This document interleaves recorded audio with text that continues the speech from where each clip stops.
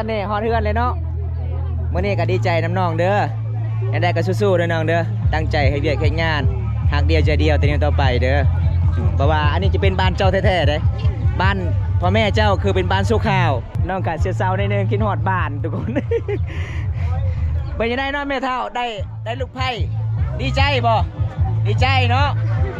อันนี้คือลูกไฟมาแต่บ้านแกงอะล่องนางเอกบ่าวบงตาดูทุกคนสาวไทยบ้านยังบ้านคุณกี้บ้านเราคุณกี้นี่คือแฟนสาวไทยเด้อทุกคนแฟนสาวไทยเพราะว่าเพิ่นก็เว้าลาวบ่ค่อยออกปานใดสาวงามเด้ออ๋อลึน่ารักมั้ยทำไมล่ะน่ารักมั้ยฮะเคยอาเต้ย10 ปีเจอไหม15โอ้เป็นเงี้ยเราอายุ15เนี่ยเนาะคนมันไล่เลยพี่น้อง โอ้เกนเนอร์เก่าเลยเอาแซ่บ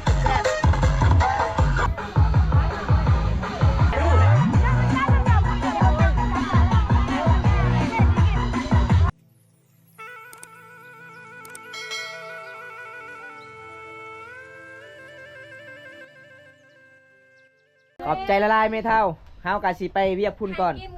น้าลูกเอ้ยกำลังแม่แกงเลยบ่เป็นยังไม่เท่ามื้อหน้าอีกเด้อตอนนี้เฮากะสิพามาหาเด้อโดยมื้อหน้าเฮามาใหม่อีกมายามลูกเอ้ยโดยถ้าสาวเวียงเอาพวกกระบอกลูกนี่เด้อให้ลูกไผสิมักสาวเวียงคนขี้คร้านโอ้งามแล้วลูกชายแม่งามทั้งใจดีทั้งขยันได้เอาขอบใจหลายเมทาโอ้เมทานี่ใจดีทุกคนกินให้ลูกกินเลยโดยใจดีทุกคนเลยเมื่อนายเอกเพราะว่าเฮากับสาวเวียงยังสิไปอยู่งานดองก่อนใช่โดยไปสาวเวียงปอกกันเดินเลยจ้าด้อยได้ขันใจเจาะหน้าโอ้ได้เลยเอาไปตอนนี้เฮาสิไปเวียกก่อนทุกคนเลยไอเมย์เพิ่นกะกำลังสิเฮ็ดกินให้เฮาเฮ็ดกินเลยทุกคนแต่เฮากะคาเวียกพี่น้องเอ้ยคาเวียกไปกับน้องเพิ่นเอาจังได้เฮากะสิกลับ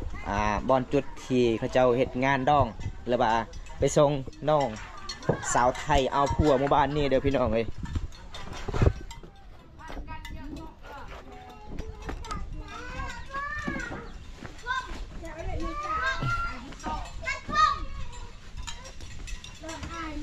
ยัง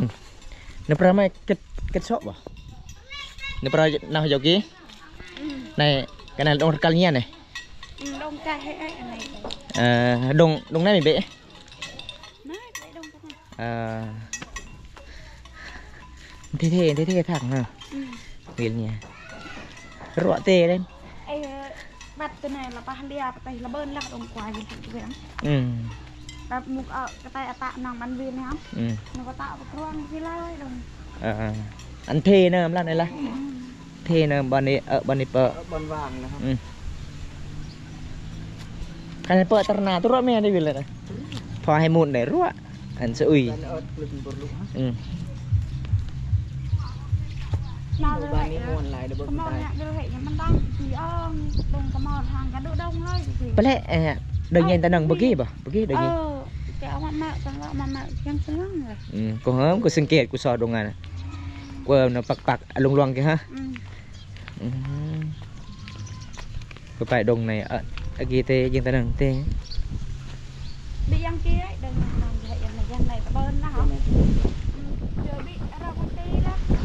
nè rau tao nè rau phở bây giờ tao nâng cái là rau phở nhẹ mà wheel bự là lăng wheel kia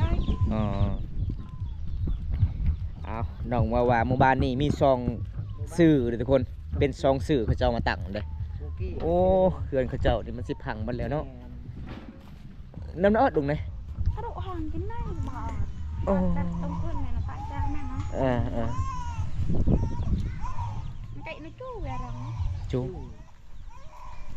không nói chú vậy nhiều bảo là nè nó cần mìnhโอ้ได้เฟือสังเฟือกในปลาลึกเด้อทุกคนถามว่าใครอยากมาเล่นแม่แอนกับน้องกับมาได้หมู่บ้านนี้เดี๋ยวเราก็สิพาไปรับชมเขื่อนสารบ้านซองวิถีชีวิตน้องๆเองมื้อนี้เฮากะ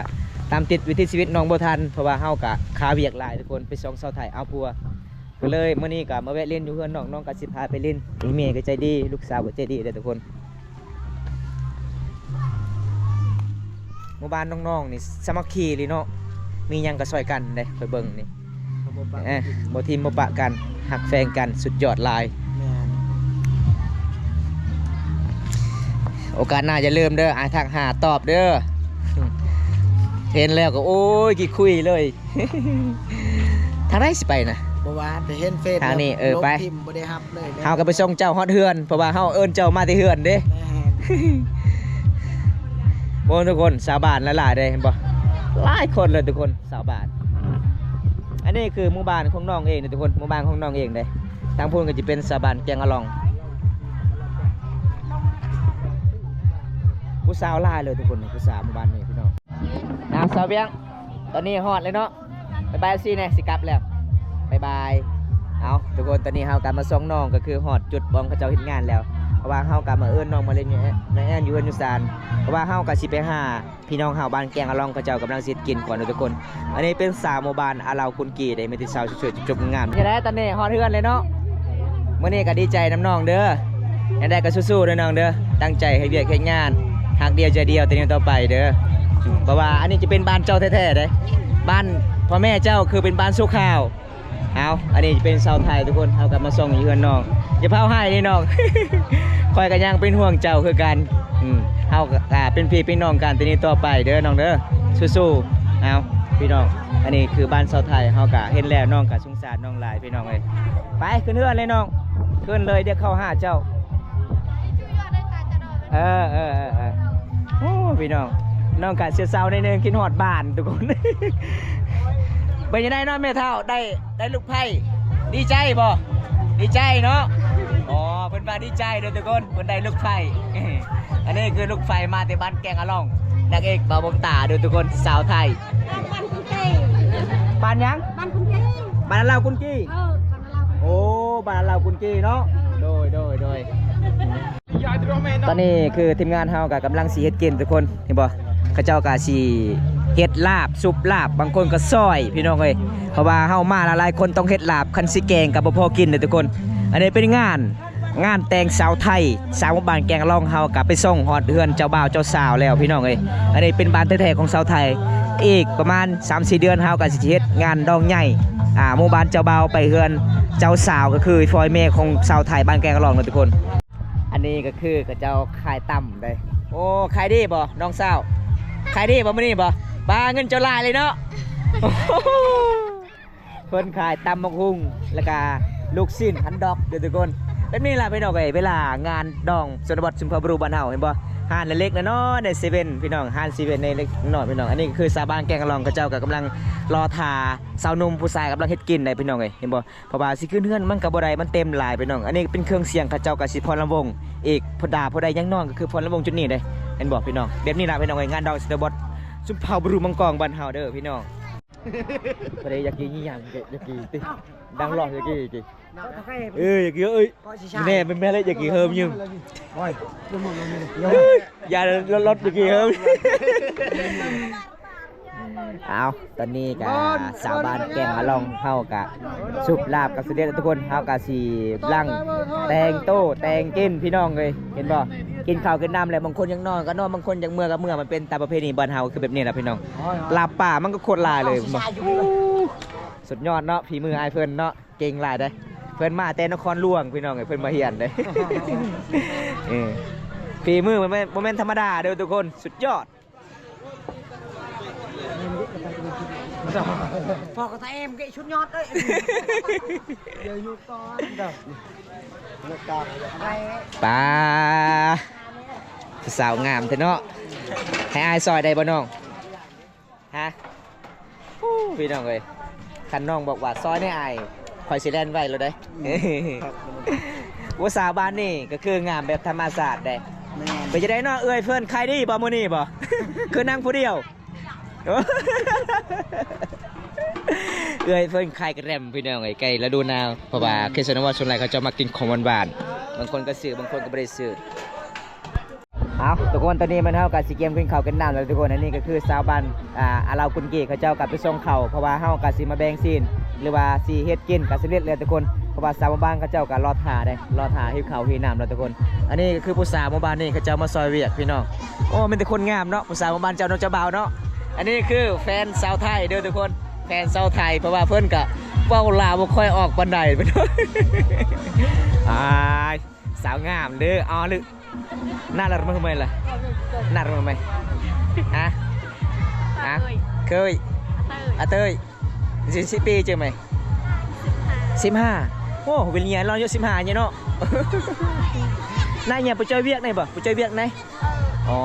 พี่น้องเพิ่นว่าเพิ่นก็มาซอยเวียกเฮือนหลังนี้ทุกคนอันนี้เป็นเฮือนเจ้าบ่าวที่เฮาไปส่งน้องไทยเอาผัวหมู่บ้านนี่เด้อทุกคน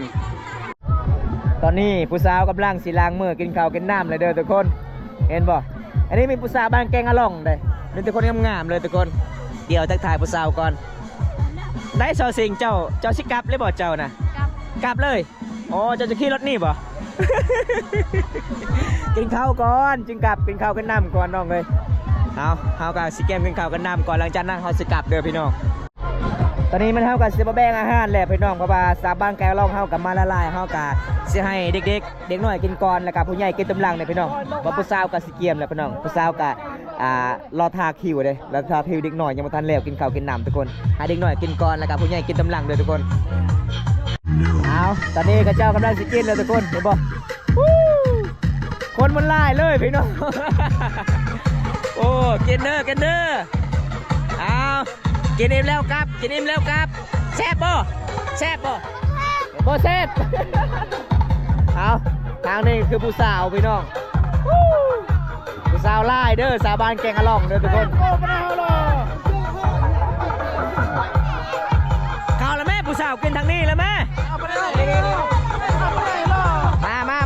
มาสุดยอดเลยพี่น้อง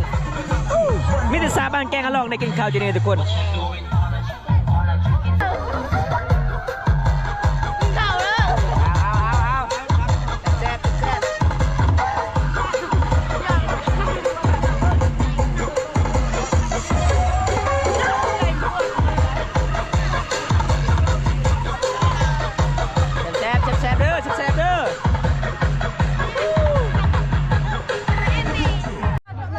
เมื่อน้องผู้สาวเจ้าเนาะเป็นเด็กเสิร์ฟเนาะโอ้ยมาน้องมาเขาช่วยเจ้าไปส่งทางใดแน่นี่นะไปส่งทางใดแน่มาจ่ายทางนี้เลยบ่เอาจะจ่ายแล้วแม่ขอจับให้นี่เพิ่นว่า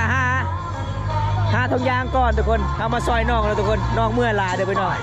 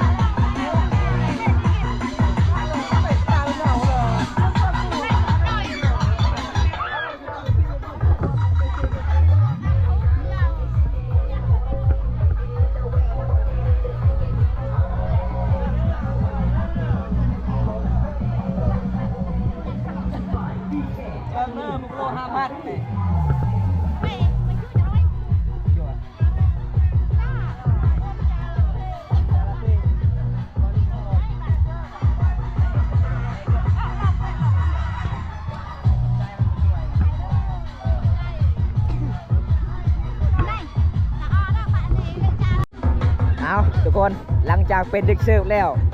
ตอนนี้ผู้สาวก็กำลังกินข้าวกินน้ำเลยทุกคนเห็นบ่ละลายควรจะเป็นสาวบางแกงอลองเด้อพี่น้อง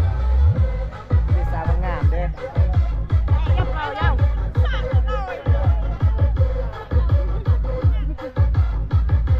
เอาเลือดละมาเลยน่ะลือเต้ยไม่แย่งจอตีกันโตกันแซ่บป่ะแซ่บเนาะเอ้าจุบเจ้าคือบ่มีถ้วยเด้ยกไปพุ่นเลยอ๋อได้เซาซิงแซ่บบ่เซาซิงข้าวมดแล้วบ่น้องมดแล้วเดี๋ยวก่อนสิไปเอาข้าวให้เด้อสาวไทยกินข้าวเลยบ่เจ้าไอ้เมื่อกันเด้อ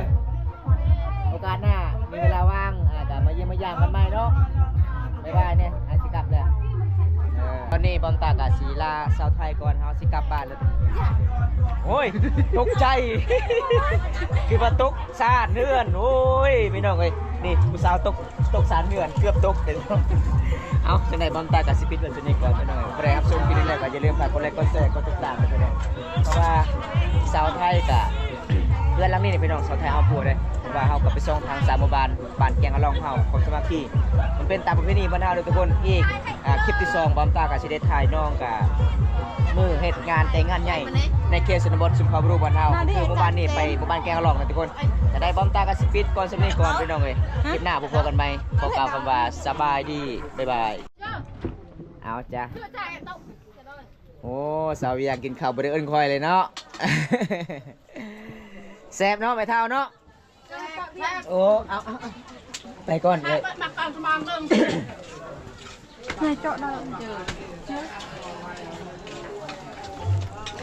ทางนี้ก็คือ3หมู่บ้านนะทุกคนบางคนบ่มักกินดิบต้องคั่วเอ้าคันมักกินดิบกินไปเลยพี่น้องเอ้ยส่วนสาวเวียงเพิ่นบ่มักกินดิบเพิ่นกินสุกๆได้ ผู้สาวนี่กินบ่หลายผู้สาวนี่กินหลายมันตุย หยอกทุกคนอ๋อกินหลายจิบทองมันไม่เท่าอ๋อ ไม่เท่าเว้าลายนี่สาวเวียงบ่กินข้าวเลยได้เบิ่งสาวเวียงนี่เคินไม่เท่าเว้ากินส้มบ่อ๋อกินเมียงกินบ่ได้กินข้าวอ๋อกินเมียงกับยัง